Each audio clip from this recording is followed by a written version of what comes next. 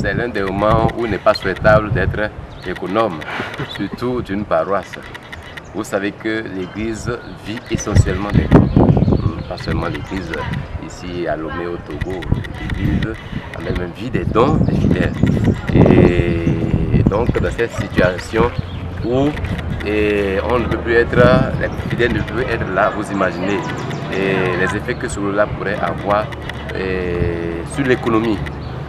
Il faut dire que quand les activités avaient été arrêtées, le curé et moi, on avait convoqué le conseil économique et pastoral de la paroisse pour y réfléchir.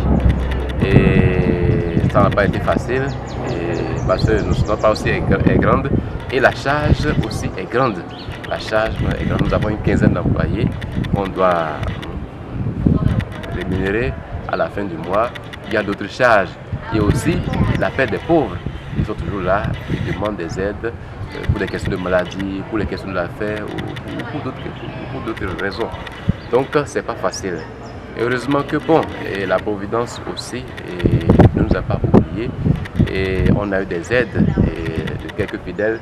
C'est aussi l'occasion de dire merci à tous les fidèles qui ont été sensibles dans cette situation pour aider la paroisse à pouvoir tenir le coup et aider la paroisse à pouvoir vraiment honorer ses engagements économiques à l'égard des employés. Donc c'est un peu ça. Et la crise sanitaire porte un coup sur l'économie au niveau mondial, au niveau de nos pays, mais aussi au niveau des paroisses. Vous n'êtes pas sans savoir que l'état d'urgence sanitaire a été prorogé de 6 mois jusqu'en mars 2011. Si, admettons que toutes les communautés ne s'ouvrent pas, quel est votre plan de crise alors? Bon, et d'abord, il faut dire que l'Église s'adapte à toutes les situations. À toutes les situations, à tous les contextes, l'Église s'adapte. Et notre objectif, c'est l'évangélisation et l'éducation. Et peut-être que la manière dont nous le faisions, cette manière va changer. Mais la mission de l'Église va toujours continuer, pour ainsi dire.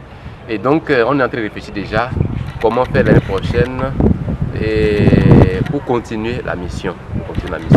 Quelle méthodologie, quelle stratégie pour continuer la mission au-delà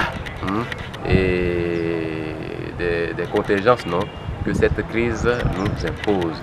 Et heureusement pour nous, pour notre paroisse, que bon, ça fait 2 semaines maintenant, et le gouvernement nous a donné l'autorisation d'ouvrir notre paroisse. Et donc c'est déjà un signe d'action de grâce. Et pour les 2 autres communautés, à Blogam et de Kadiafi qui restent, étant donné que bon, la communauté de Bindi est ouverte, les 2 autres communautés aussi, on va voir comment avec la communauté d'ici, comment faire pour pouvoir animer les autres communautés. Voilà. Oui, mon père, pour finir, est-ce que vous avez un appel ou une exhortation? Bon, si j'ai un appel ou une exhortation à lancer à l'égard des jeunes ou de nos paroissiens, c'est comme je l'ai dit au départ, l'espérance. Et c'est une situation qui nous bouscule tous, et dans nos calendriers, dans nos agendas, dans nos habitudes de vie, dans nos habitudes même de prier, de rencontrer Dieu. Et ces circonstances aussi, je pense, nous invitent à la créativité, comme chrétiens, à la créativité, à pouvoir savoir nous adapter en gardant toujours l'espérance, en sachant toujours que même dans les situations les plus terribles, Dieu est toujours présent au milieu de nous, il nous aime toujours et il nous accompagne dans cette situation. Merci, révérend Père Hassan Balogo, chargé de la pastorale et courant sur la paroisse Marie Auxiliadora de Bindi.